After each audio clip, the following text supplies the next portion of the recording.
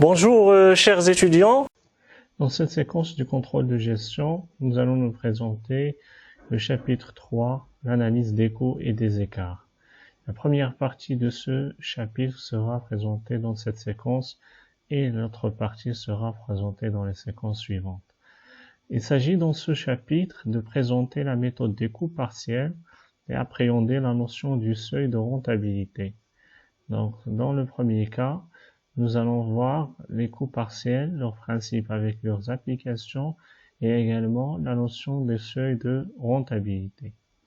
Assimiler la notion des coûts préétablis et traiter leur calcul dans un deuxième élément. Dans un troisième élément, il s'agit d'analyser les écarts qui en résultent, c'est-à-dire la différence entre les coûts prévus et les coûts qui sont réalisés. Notion de base. Donc, avant de commencer notre première partie, il faut déterminer certaines notions de base sur lesquelles on va expliquer. La première distinction est relative aux notions prix, charge et coût. On utilise prix quand il s'agit d'une transaction avec une personne extérieure à l'entreprise. Par exemple, on va dire prix de vente ou bien prix d'achat. Le mot charge signifie une consommation de ressources par l'entreprise.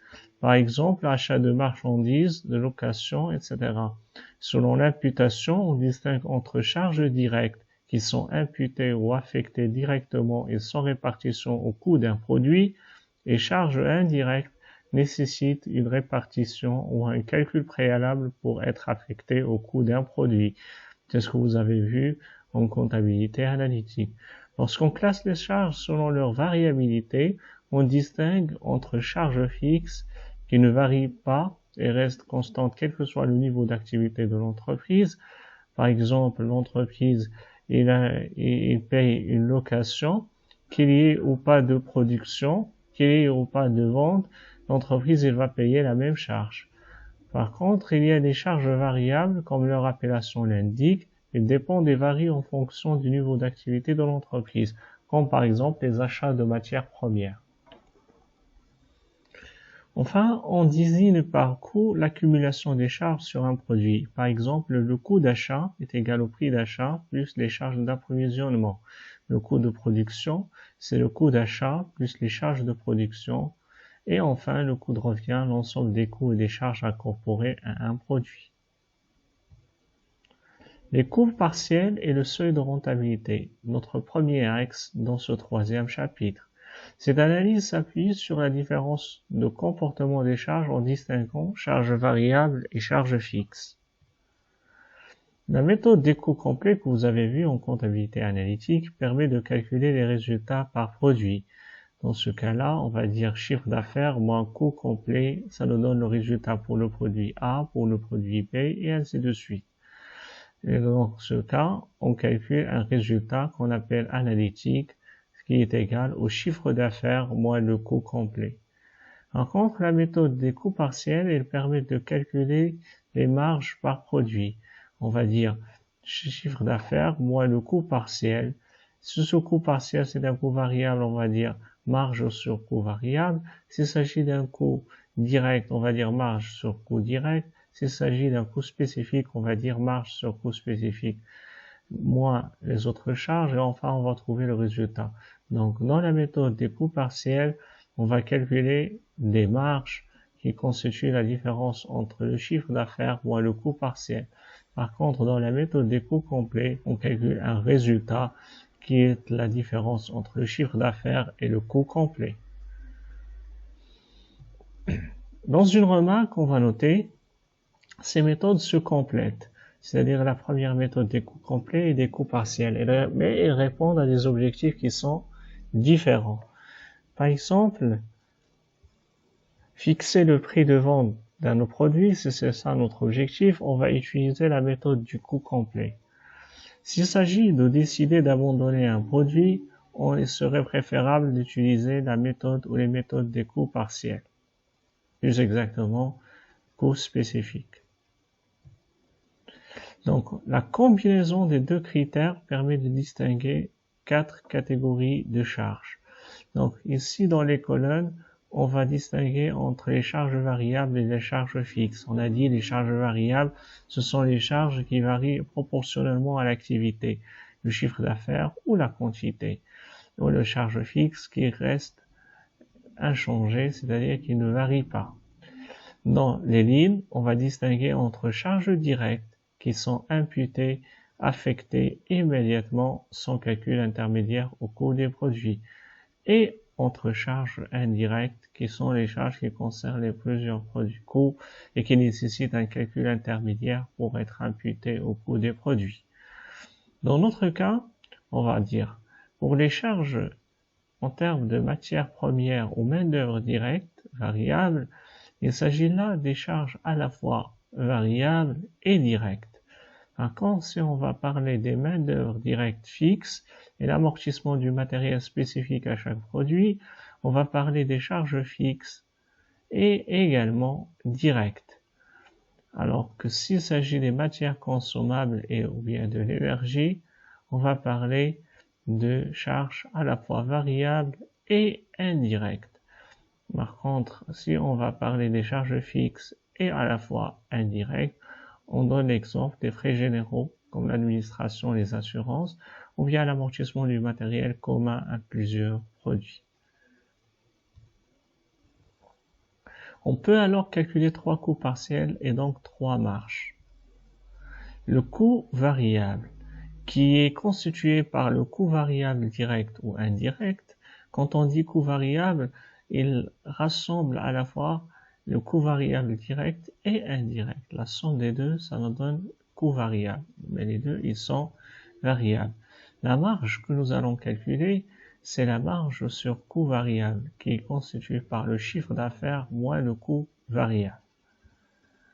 La marge sur coût variable des différents produits doivent contribuer à la couverture des coûts fixes, qui ne sont pas répartis par produit.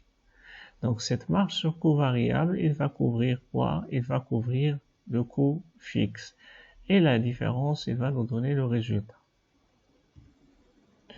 Le coût direct. Le coût direct, c'est la somme des coûts directs, qu'ils soient variables ou fixes. Dans ce cas-là, on va calculer une marge qui s'appelle la marge sur coût direct. C'est le chiffre d'affaires moins le coût direct. Dans ce cas, on va dire les marges sur coût direct des différents produits doivent contribuer à la couverture des coûts qui sont indirects, qui ne sont pas répartis par produit. Enfin, les coûts spécifiques. Qu'est-ce qu'on veut dire par coût spécifique? C'est le coût, qu'il soit variable, direct ou indirect, qu'il soit direct, fixe, et qui est spécifique on va dire, qui est lié à un produit.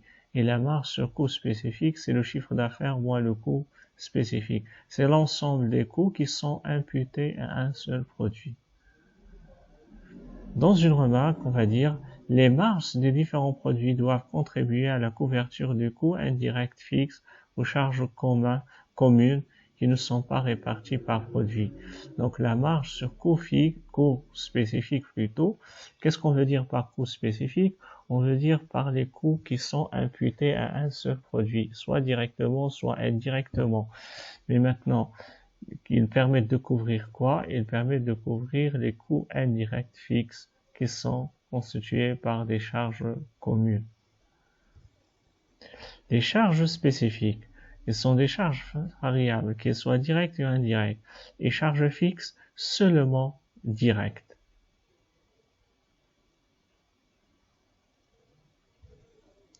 En principe, si un produit est abandonné, le coût spécifique correspondant disparaît.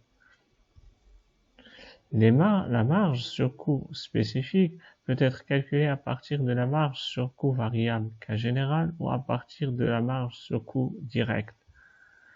Donc la marge sur coût spécifique est égale à la marge sur coût variable moins le coût direct fixe. Ou bien la marge sur coût spécifique est égale à la marge sur coût direct moins le coût variable indirect.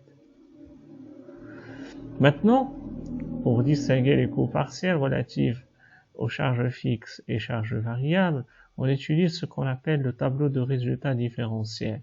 Il est composé de quoi? De calcul du chiffre d'affaires, qui est le prix fois la quantité, moins la charge ou bien les charges variables, qui sont calculées en multipliant le coût variable unitaire fois la quantité. Cette différence entre le chiffre d'affaires et les charges variables va nous donner la marge sur coût variable, qui peut être calculée également en utilisant le prix de vente moins le coût variable unitaire fois la quantité, qui va nous donner la marge sur coût variable. Si on prend cette marge sur coût variable et on retranche les charges fixes, on va trouver le résultat.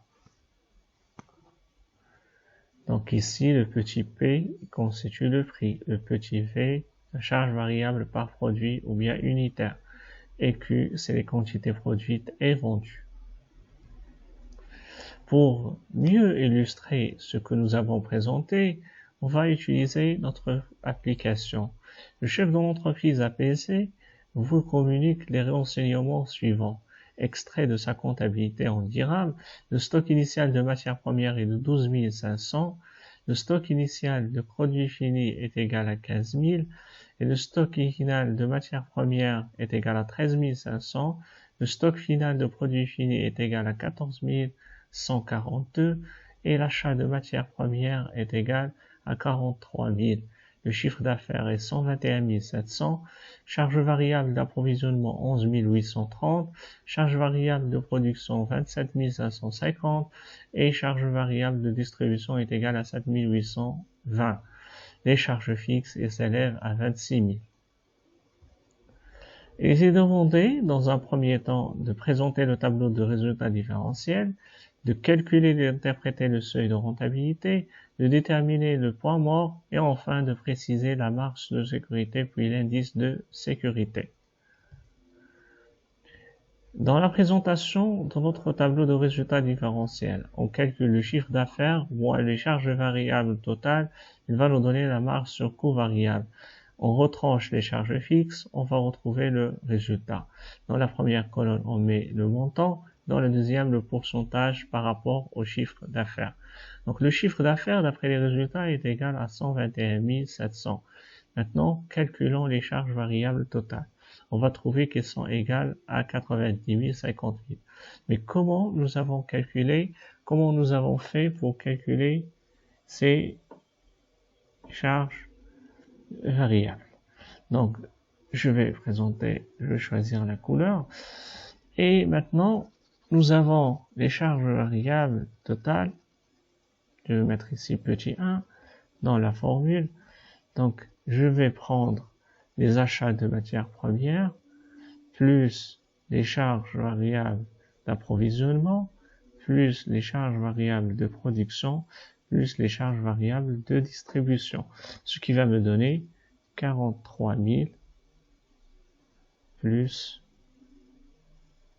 11 830 plus 27 550 plus 7 820. Je fais attention, il y a des variations de stock. Donc je retranche les variations de stock de produits finis et je retranche les variations de stock de matières premières. Donc ici, je vais mettre stock final moins stock initial et également ici stock final moins stock initial. Voilà.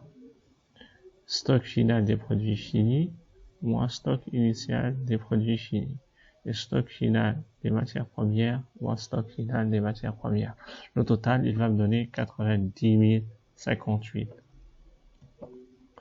La marge sur coût variable, c'est la différence entre le chiffre d'affaires. Donc, je prendrai le chiffre d'affaires et je retranche les charges variables totales. Donc, ça va me donner ça moins ça. Il va me donner la marge sur coût variable. D'après les données, le coût fixe est égal à 26 000. Donc, je prendrai la marge sur coût variable moins le coût fixe, il va me donner le résultat qui est égal à 5642. Maintenant, pour le pourcentage. Le chiffre d'affaires par rapport au chiffre d'affaires est égal à 100. Donc, c'est-à-dire à 100%. Je calcule le chiffre d'affaires sur le chiffre d'affaires.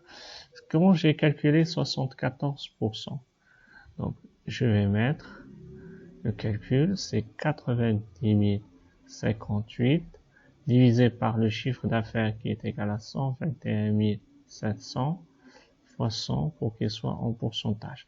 Ça, on l'appelle le taux de coût variable. Le taux de coût variable, le taux de charge variable. 26% de la même façon, donc je vais mettre petit 2 ici, la méthode de calcul. Donc c'est 31 642 par rapport au chiffre d'affaires. Je divise par rapport au chiffre d'affaires qui est égal à 121 700 fois 100. Pour que ça soit donné en pourcentage, ça va me donner 26%. Celui-là, je l'appelle, voilà, je vais l'appeler